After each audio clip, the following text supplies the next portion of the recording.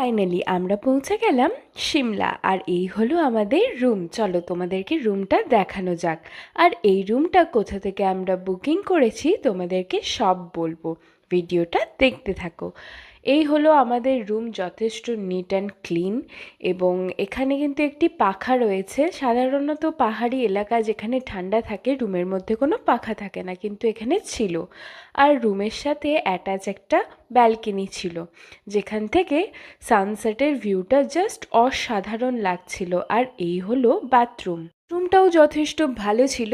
আর এই রুমটা আমরা বুক করেছিলাম এয়ারবিএনবি থেকে। এয়ারবিএনবির কিন্তু একটা রুল আছে, যিনারা এই রুমের দেখাশোনা করেন বা দায়িত্বে থাকেন তাদেরকে বলা হয় হোস্ট, আর যিনারা এখানে থাকেন তাদেরকে বলা হয় গেস্ট। মানে আমরা হলাম এখানে গেস্ট। আমরা যেমন হোস্টকে রেটিং দিতে পারি এবং রুমকে রেটিং দিতে পারি, ওনারাও কিন্তু গেস্টকে রেটিং দিতে পারে। তো আমাদের প্রচণ্ড খিদে পেয়েছিল, আমরা রুমের মধ্যেই অর্ডার করে নিয়েছিলাম থুক্কা এবং সুপি নুডলস। তারপরে বাইরে বেরিয়ে আমরা খেয়ে নিয়েছিলাম ফ্রেঞ্চ ফ্রাই। তারপরে রাতের ডিনার সেরে আমরা ঘরে চলে এলাম। পরের দিন সকালবেলায় ঘুম থেকে উঠে ব্যালকনিতে চলে এলাম ঠান্ডা ঠান্ডা হাওয়া খেতে। আর তখন টেম্পারেচার ছিল 14 ডিগ্রি সেলসিয়াস। তারপরেই আমরা অর্ডার দিয়েছিলাম পরোটা এবং চা।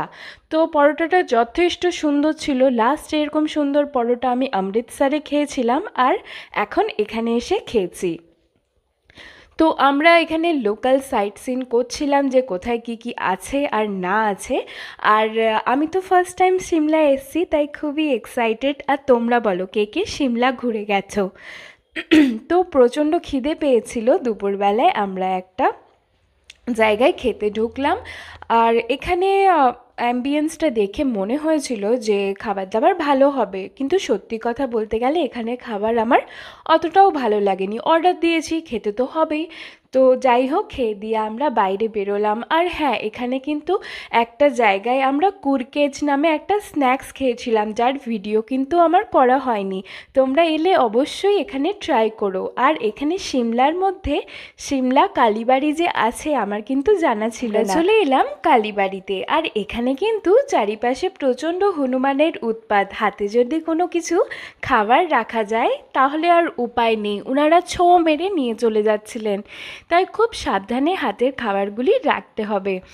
আর এখানের হিমাচল প্রদেশের একটা লোকাল খাবার হলো সিড্ডু। আমার খুব খাওয়ার ইচ্ছে থাকলেও উপায় নেই, সরকারবাবু যে খাবে না, তাই আমি এত বড় সিড্ডু একা খেতে পারতাম না। তাই আপেল নিয়ে আমরা রুমের দিকে রওনা দিলাম। আর এখানে কিন্তু গ্রিন আপেলটা যথেষ্ট টক ছিল, কিন্তু আমি কাশ্মীরে